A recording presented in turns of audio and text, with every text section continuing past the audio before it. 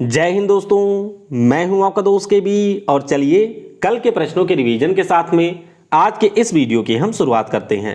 तो पहला प्रश्न था कि राष्ट्रीय अपराध रिकॉर्ड ब्यूरो के अनुसार 2016 से 19 के बीच में बेरोजगारी के कारण आत्महत्याओं में कितने प्रतिशत की वृद्धि हुई है। तो यहां पर 24% की हुई है, यानी कि ऑप्शन डी होगा करेक्ट।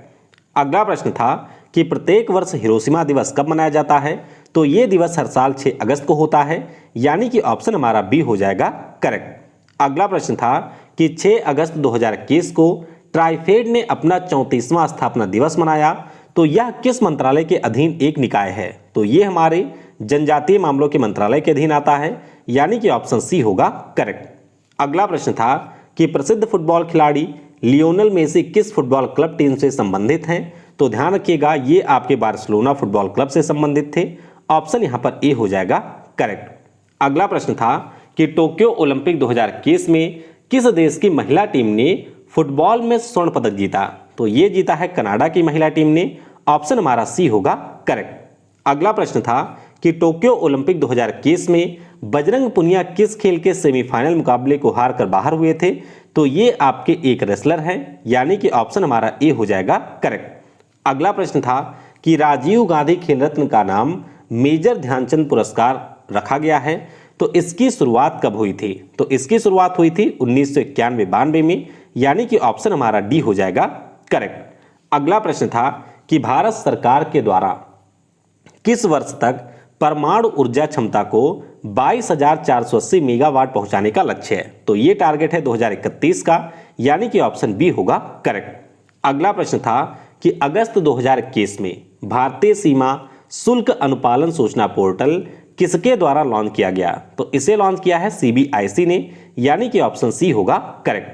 अगला प्रश्न था कि 5 अगस्त 2021 को इब्राहिम रईसी ने किस देश के राष्ट्रपति पद की शपथ ली है।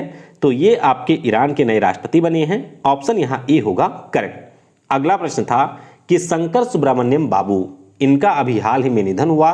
तो ये हमारे किस खेल से संबंधित थे। तो ध्यान रखिएगा, ये आपके फुटबॉल टीम के खिलाड़ी थे, यानी कि ऑप्शन बी होगा करेक्ट। अगला प्रश्न था कि अगस्त 2021 में आईबीएम कंपनी ने किस राज्य में सॉफ्टवेयर लैब स्थापित करने की घोषणा की। तो यह स्थापित किया जाएगा केरल में। ऑप्शन यहां पर डी हो जाएगा करेक्ट। वीडियो में हम लोग आगे बढ़ें उससे पहले मैं आपको बता दूं, अनअकैडमी के ऊपर डेली मेरी लाइव क्लासेज होती हैं 11:50 पर। तो अगर आपको आने वाले समय में ग्रुप डी का एग्जाम देना है तो आप मेरी लाइव क्लासेस को अटेम्प्ट कर सकते हैं। यहां पर टोटल मैं 100 पीवाईक्यू डिस्कस करवाता हूं, जो कि आपके ग्रुप डी में ऑलरेडी पूछे जा चुके हैं। इसके अलावा 2020-21 के जो आपके प्रश्न हो सकते हैं करंट अफेयर के ग्रुप डी के लिए, उन प्रश्नों को भी हम लोग यहां पर डिस्कस करते हैं। अनअकैडमी जो कि भारत का नंबर 1 स्टडी प्लेटफॉर्म है, यहां पर आपको अगर कोई भी प्लस कोर्स खरीदना है, यानी कि सिस्टमैटिक वे में किसी भी एग्जाम की तैयारी करनी है, तो सिंपली यूज करिएगा कोड KV10। इस कोड को यूज करने के बाद में आपको तुरंत यहां पर 10% का डिस्काउंट मिलेगा। और अगर आप लोग किसी भी कोर्स के ऊपर 25 से 30% का डिस्काउंट चाहते हैं तो आप मुझसे यहां पर कॉन्टैक्ट कर सकते हैं। अच्छा, सबसे महत्वपूर्ण बात क्या है, आज है आपका संडे।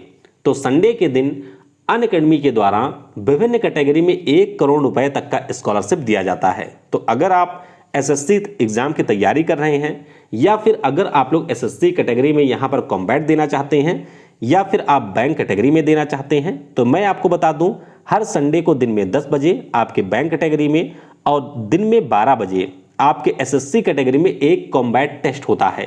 ये बिल्कुल फ्री है, पहले तो आप यही ध्यान रखिएगा।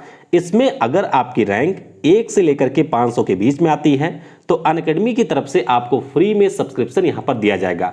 इसके अलावा अगर आप भाग्यशाली विजेता हुए तो iPod mini, Apple AirPod, JBL speaker या फिर अमेजन का वाउचर भी आप लोग दे सकते हैं। तो बस आप अनअकैडमी का लर्निंग ऐप इंस्टॉल करिए। अगर आपसे कोई कोड पूछा जाता है तो यूज करिएगा कोड KV10। ये बिल्कुल फ्री है और मैं चाहूंगा कि आप में से कोई ना कोई यहां पर जरूर सब्सक्रिप्शन जीते।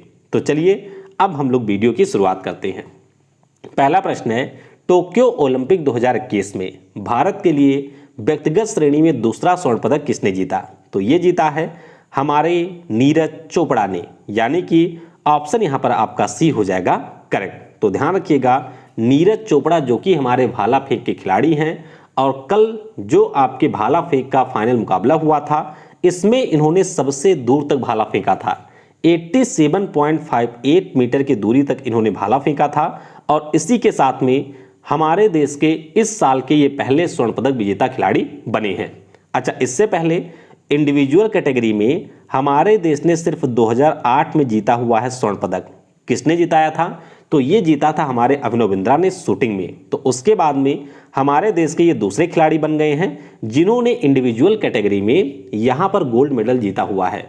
अब अगर हम लोग बात करते हैं आपके नीरज चोपड़ा की, तो ध्यान रखिएगा अंतर्राष्ट्रीय स्तर पर ये इनका छठा स्वर्ण पदक है, यानी कि एशियाई खेल हो, कॉमनवेल्थ गेम हो या फिर वर्ल्ड चैंपियनशिप हो, इसमें ऑलरेडी ये गोल्ड मेडल जीत चुके हैं। तो हरियाणा राज्य के ये खिलाड़ी हैं, भारतीय आर्मी में इस समय सूबेदार हैं और इन्होंने 130 करोड़ भारतीयों के लिए जा करके यहां पर एक मेडल जीत लिया है। तो ध्यान रखेंगे ऑप्शन हमारा सी होगा यहां पर करेक्ट। बाकी रवि दाहिया के बारे में मैंने आपको बताया था कि सिल्वर मेडल इन्होंने जीता था। बाकी मीराबाई चानू की बात करें तो वेट लिफ्टिंग में इन्होंने भी सिल्वर जीता था और पीवी सिंधु ने बैडमिंटन में आपके सिल्वर मेडल जीता था। और आज रात को आपको ओलंपिक के ऊपर एक बहुत ही शानदार वीडियो मिलेगी, यानी कि इस साल ओलंपिक में जो भी आपके महत्वपूर्ण मेडल दिए गए हैं या फिर जो आपके महत्वपूर्ण रिकॉर्ड बने हैं उन सभी के बारे में हम लोग डिस्कस करेंगे। तो शाम वाली वीडियो आप लोग जरूर देखिएगा।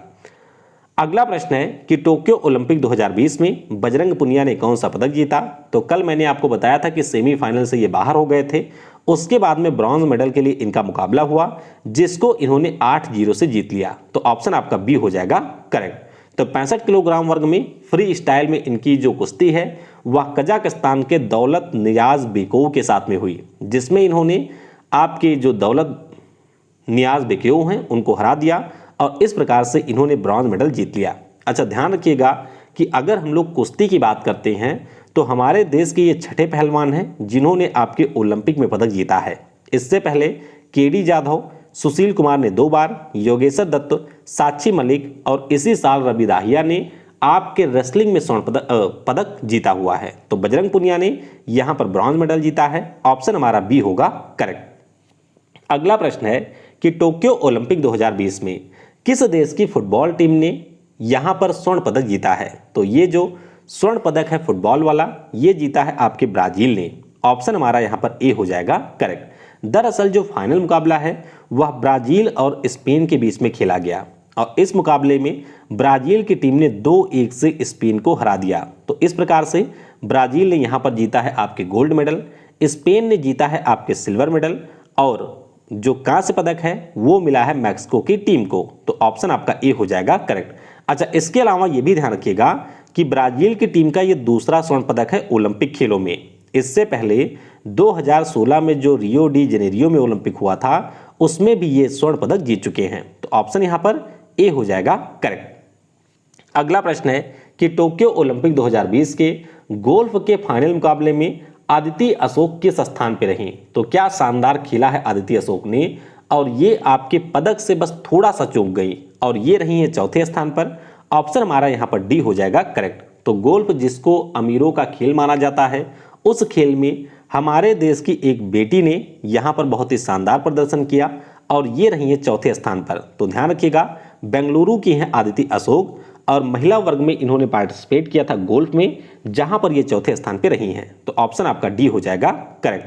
बाकी अमेरिका की नेली कोर्डा हैं जिन्होंने स्वर्ण पदक जीता इसमें, जापान की मोनी यूनामी ने यहां पर रजत जीता और न्यूजीलैंड की हैं लोडिया, इन्होंने यहां पर कांस्य पदक जीता है। तो ध्यान रखिएगा आदिति अशोक आपकी चौथे स्थान पर रही हैं।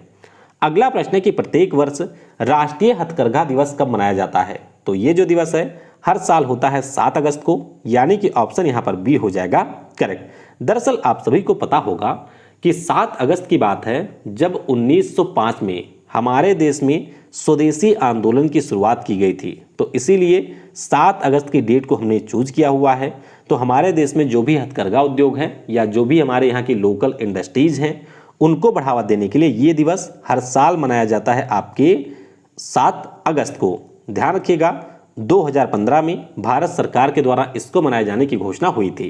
तो ऑप्शन आपका यहाँ पर बी यानी कि 7 अगस्त होगा करेक्ट। अगला प्रश्न है कि किस देश के तैराक केलब ट्रेसल ने टोक्यो ओलंपिक में सबसे ज्यादा पांच स्वर्ण पदक जीते? तो ये आपके अमेरिका के तैराक हैं। ऑप्शन यहां पर आपका सी हो जाएगा करेक्ट। तो ध्यान रखिएगा, इस साल के ओलंपिक में इन्होंने जो सबसे ज्यादा मेडल का रिकॉर्ड है स्वर्ण मेडल का, वो बनाया है अमेरिका के कैलब ड्रेसल ने। तो ऑप्शन हमारा सी होगा यहां पर करेक्ट। ये आप देख सकते हैं, इनका नाम है कैलब ड्रेसल। और इस साल का जो टोक्यो का ओलंपिक हुआ, इसमें इन्होंने तैराकी में टोटल 5 गोल्ड मेडल जीत लिए, जो कि सभी खिलाड़ियों में सर्वाधिक है।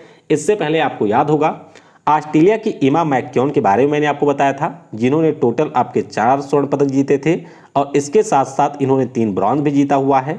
तो सबसे ज़्यादा अगर आपसे पदक पूछा जाए तो एमा मैककेन है, ऑस्ट्रेलिया की ये स्विमर हैं। और अगर सबसे ज़्यादा गोल्ड मेडल पूछा जाए तो ये है कैलब ड्रेसल, जो कि अमेरिका देश के एक तैराक हैं। इन्होंने 5 स्वर्ण पदक जीता है। अच्छा, सबसे ज़्यादा स्वर्ण पदक या एक ओलंपिक में पदक का रिकॉर्ड किसके नाम पे है? तो ये है अमेरिका के महान तैराक, जिनका नाम है माइकल फेल्प्स। 2008 में चीन की राजधानी बीजिंग में जो ओलंपिक हुआ था, इसमें इन्होंने अकेले 8 स्वर्ण पदक जीता था। अपने कैरियर में ये 23 गोल्ड मेडल जीत चुके हैं। तो ध्यान रखिएगा, माइकल फेल्प्स, इनके नाम पर सबसे ज़्यादा मेडल का रिकॉर्ड है। अगला प्रश्न है कि अगस्त 2020 में किस खिलाड़ी ने भारत केसरी का खिताब जीता? तो ये जो खिताब है लावांशु शर्मा ने जीता है। ऑप्शन हमारा यहाँ पर ए हो जाएगा करेक्ट। तो अभी आपके तमिलनाडु में केसरी कुश्तल दंगल का आयोजन यहाँ पर किया गया, जिसका खिताब जीत लिया है यहाँ पर लाभांशु शर्मा ने।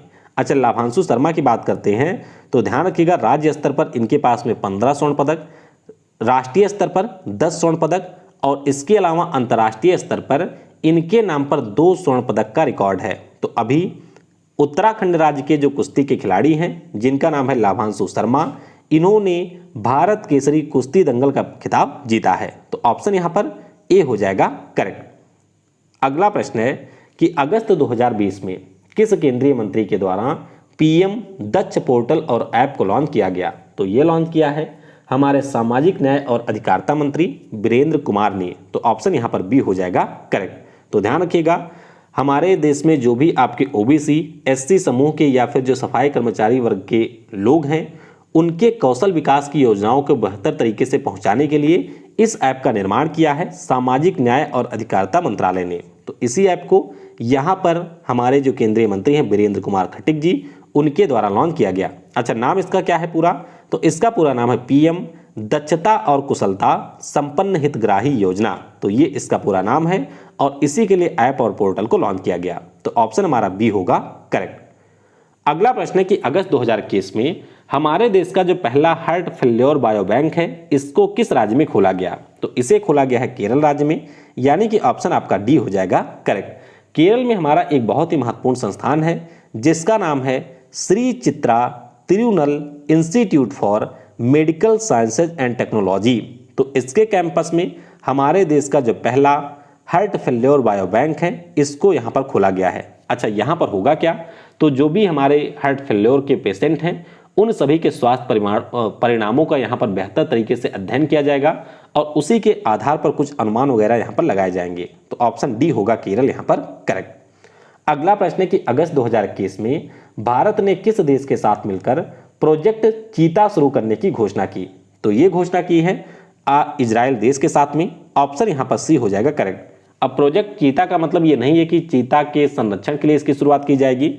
इसका सिंपल सा मतलब ये है कि जो हम लोगों ने इजराइल के साथ में हेरोन ड्रोन को परचेज किया है, हेरोन नाम का जो ड्रोन है इसको परचेज किया है, इसको और ज़्यादा बेहतर बनाया जाएगा। यानी कि अब ये आपका केवल सर्विलांस में यूज नहीं होगा, बल्कि इस ड्रोन के माध्यम से हमारे देश की जो सेना है वह दूसरे देश के ऊपर अटैक भी कर सकती है। तो भारत का प्लान है कि इस प्रकार से 100 ड्रोन को यहाँ पर अपग्रेड किया जाएगा और उसी के लिए प्रोजेक्ट चीता को यहाँ पर लॉन्च किया जाना है। ध्यान रखिएगा, इस समय जो हमारे वायुसेना के प्रमुख हैं, जिनका नाम है राकेश कुमार सिंह भदौरिया, वो आपके 4 दिनों के लिए इजराइल के दौरे पर हैं। तो ये भी आपको ध्यान रखना है। इजराइल की बात करें तो राजधानी जेरूसलेम में है। पीएम अभी आपके इसी साल बने हैं नए, जिनका नाम है नफ्ताली बेनेट और मुद्रा यहाँ की है शेकेल। अगला प्रश्न है कि अगस्त 2021 में यूरो स्पोर्ट इंडिया ने किस अभिनेता को अपने मोटो जीपी के ब्रांड एम्बेसडर के रूप में चुना है? तो यहाँ पर चुने गए हैं अभिनेता जॉन अब्राहम, यानी कि ऑप्शन हमारा ए हो जाएगा करेक्ट। तो बस आप ध्यान रखेंगे कि यूरो स्पोर्ट इंडिया के द्वारा अपने मोटो जीपी के लिए जॉन अब्राहम को ब्रांड एम्बेसडर बनाया गया है। तो ऑप्शन यहाँ पर ए हो जाएगा करेक्ट। तो इस प्रकार से आज का करंट अफेयर समाप्त होता है। अब आइए हम लोग कल के प्रश्नों का उत्तर जान लेते हैं। देखिए पहला प्रश्न था कि हमारे यहाँ पर जो स्पाइसेस बोर्ड ऑफ इंडिया है केरल के कोच्चि में, तो ये आपके किस मंत्रालय के अधीन एक निकाय है? तो ध्यान रखिएगा ये हमारे वाणिज्य और उद्योग मंत्रालय के अधीन एक निकाय है, तो इसके बारे में आप ध्यान रखेंगे। अगला प्रश्न था कि खादी और ग्रामोद्योग आयोग किस मंत्रालय के अधीन एक निकाय है? तो ये हमारा आता है मिनिस्ट्री ऑफ MSME, यानी कि सूक्ष्म लघु और मध्यम उद्योग के लिए जो हमारा मंत्रालय है, ध्यान रखिएगा उसी के अंतर्गत आता है KVIC। फिर मैंने आपसे पूछा था food safety and standard authority of India, ये हमारा किस मंत्रालय के अधीन है? तो ये आता है स्वास्थ्य और परिवार कल्याण मामलों के अधीन, तो इसके बारे में भी आप ध्यान रखेंगे। आज के वीडियो से आपके लिए प्रश्न है कि भारत के खाद्य और प्रसंस्करण उद्योग मंत्री कौन है? दूसरा प्रश्न है कि भारत के श्रम और रोजगार मंत्री कौन है? तीसरा प्रश्न है कि भारत के कौशल विकास और उद्यमिता मंत्री कौन है? तो इन प्रश्नों के उत्तर आपको नीचे कमेंट सेक्शन में देने हैं। बाकी ध्यान रखिएगा आज जो कॉम्बैट होगा उसकी लिंक मैं आपको पिन कमेंट में दे दूंगा, और मैं चाहूंगा कि आप लोग कॉम्बैट यहां पर जरूर दें। यहां पर आपको 50 मिनट में 40 प्रश्न हल करने होंगे, और रैंक अगर आपकी टॉप आती है तो आप यहां पर सब्सक्रिप्शन वगैरह भी जीत सकते हैं। वीडियो को समय देने के लिए आप सभी को बहुत बहुत धन्यवाद। जय हिंद, जय भारत, और सबसे जरूरी, पढ़ेगा भारत तो बढ़ेगा भारत।